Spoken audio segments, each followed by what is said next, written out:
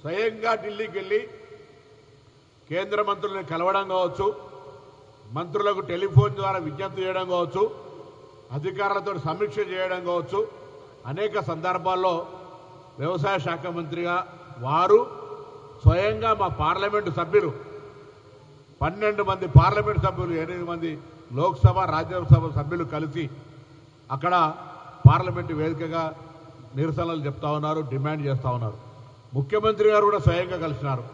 మేము కూడా అనుప్రియ పటేల్ గారిని కలిసి విజ్ఞాపన చేయడం జరిగింది. ఈరోజు ఒకటే అడుగుతా ఉన్నాం, ఎరువుల సరఫరాకు సంబంధించి ఎవరో అడిగే వరకు, రైతులు ఉద్యమించే వరకు ఎందుకు కేంద్రంలో ఉన్నటువంటి వాళ్ళు నిర్లక్ష్యానికి చేస్తూ ఉన్నారు? ఈరోజు మేము అనుకుంటా ఉన్నాం, రైతులు క్షేత్రస్థాయిలో భారతీయ జనతా పార్టీ ఉద్దేశపూర్వకంగా రైతులను వేధిస్తూ ఉంది. కాంగ్రెస్ ప్రభుత్వంకు రైతులకు పేరు రావడంతో దాన్ని ఏ విధంగా డిస్టర్బ్ చేయాలని ఒక ప్లాన్ చేసుకుందా అనేటువంటి ఒక అనుమానాలు కలుగుతూ ఉన్నాయి. లేనట్టయితే ఇది ఫెడరల్ సిస్టంలో రాజ్యాంగంలో రాజ్యాంగ స్ఫూర్తికి విరుద్ధం. రాజ్యాంగ స్ఫూర్తి చెప్తా ఉంది, దేశము రాష్ట్రము కలిసి నిర్వహించాల్సిన పనులకు సంబంధించి ప్రజలకు ఇబ్బందులు లేకుండా చూసే బాధ్యత ఉంటుంది. కానీ ఇక్కడ పూర్తిగా ఈ ఫెడరల్ సిస్టంలో, ఈ ప్రజాస్వామిక వ్యవస్థలో రాజ్యాంగమైనటువంటి విధుల నిర్వహణ యొక్క కేటాయింపుల్లో ఎరువులు 100% కేంద్ర ప్రభుత్వం బాధ్యత.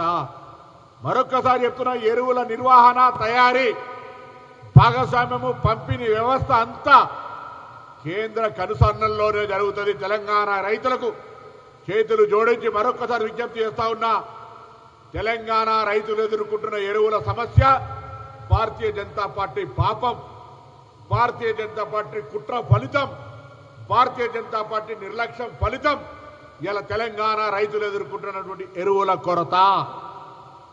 కాదంటే అసలు రామచంద్రరావు గారికి అయితే ఆ సోయి కూడా లేదు, రైతుల పట్ల అవగాహన కూడా లేదు, ఏం మాట్లాడుతాడో తెలియదు, పూర్తిగా కనీసం ఆలోచన కూడా లేదు.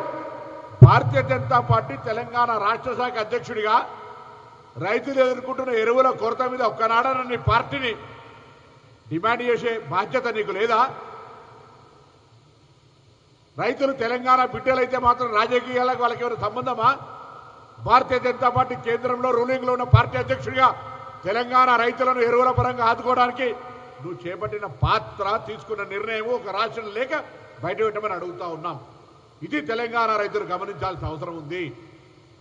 భారతీయ జనతా పార్టీ యొక్క ఆలోచన విధానం తెలంగాణ రైతులకు కష్టం ఏ విధంగా కలుగజేస్తుందో యావత్ తెలంగాణ రైతులు ఆలోచన చేయాలని ఈ సందర్భంగా విజ్ఞప్తి చేస్తాను.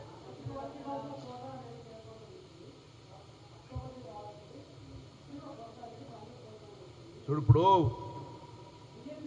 కూలిచ్చి తన్నించుకునేవాడు ఉన్నాడు.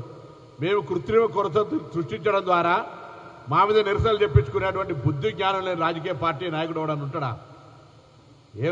ఏం ప్రశ్న? వానికి జ్ఞానం ఉండాలి కదా అడిగేటోడికి.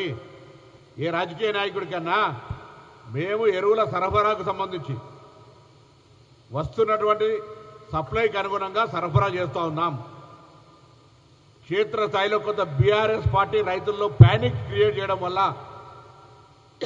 అందుబాటులో ఉన్న రైతులు కొంత క్వాంటిటీ అడ్వాన్స్గా కొనడం కావచ్చు. మానవ సహజ ఉదాహరణ, పెట్రోల్ దొరకదంటే మనం 200 రూపాయలు పోసుకునేది 500 రూపాయలు పోసుకుంటాం. అటువంటి వాతావరణం కొద్దిగా రాష్ట్రంలో కలిగింది. దానికి అనుగుణంగా సఫిషియెంట్ ఎరువులు ఉన్నాయి, ఇబ్బంది లేదు అనేటువంటి ఒక పాత్ర, బాధ్యత భారతీయ జనతా పార్టీదని అడుగుతున్నా. ఎంతసేపు నెపం మీద ఒకరి మీద నెట్టి నా దగ్గర సఫిషియెంట్ ఎరువులు ఉంటే నేను కృత్రిమ కొరత సృష్టించే ఎవడైనా రాష్ట్ర ప్రభుత్వంలో ఉన్నటువంటి అధికారంలో ఉన్నాడు అటువంటి పని చేస్తాడా? నేను భారతీయ జనతా పార్టీ నాయకుని అడుగుతాను, రామచంద్ర ఒక్క లేఖ రాసిండా? ఒక్కసారి ఎరువుల కొరత గురించి కేంద్రాన్ని డిమాండ్ చేసిండా? వాళ్ళ కేంద్ర మంత్రిని కలిసిండా? భారతీయ జనతా పార్టీ తెలంగాణలో లేదా?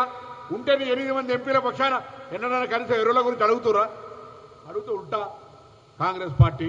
అరే ఇలా రైతుల విషయంలో పార్టీలకు ఎందుకు ముచ్చట?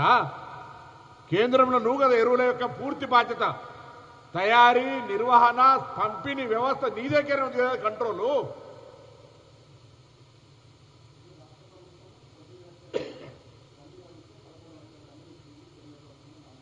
రమ్మని రామచంద్రరావుకు నేను చెప్తే అందుకే రామచంద్రరావు ఆ వ్యవసాయం గురించి తెలియదు, ఆ రైతుల గురించి తెలియదు. ఆయనకు ఎంతసేపు రిజర్వేషన్లు వ్యతిరేకించాలని ఒక మైండ్ సెట్లో ఫిట్ అయి ఫిక్స్ చేసారు ఆయన ఇక్కడ. అంతా తప్ప ఇంకొక ఆలోచన ఆయన ఎరువుల గురించి తెలియదు.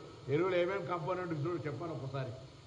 యూరియా దేనికి వాడతారు, డిఏపి దేనికి వాడతారు, కాంప్లెక్స్ దేనికి వాడతారు, ఫాస్ఫేట్ దేనికి వాడతారు అన్నీ ఒకసారి చెప్పానండి ఆయన.